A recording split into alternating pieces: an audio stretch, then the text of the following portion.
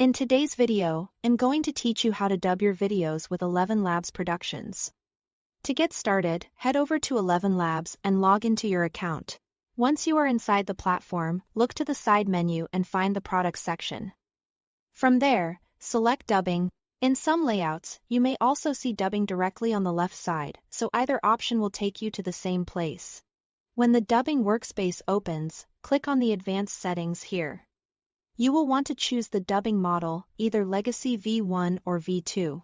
This setting helps define how the dubbing process will handle your project, so make sure you select the version that fits your needs before moving on. Next, upload the video you want to dub. ElevenLabs supports common file formats like MP4, MOV, and MKV. So if your video is saved locally, you can upload it directly from your device. If your content is already online, you also have the option to paste in a URL from platforms such as YouTube, TikTok, or Vimeo. That gives you a quick way to bring in existing content without needing to download and re-upload it first.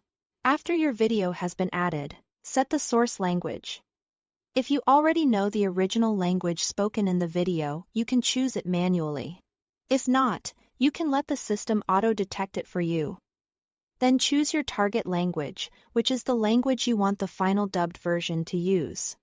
You can even select multiple target languages if you want to create several dubbed versions in one go, which can be especially useful for reaching a wider audience.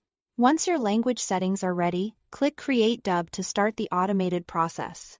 At this stage, ElevenLabs will begin analyzing your video, transcribing the speech, translating it, and generating the dubbed output.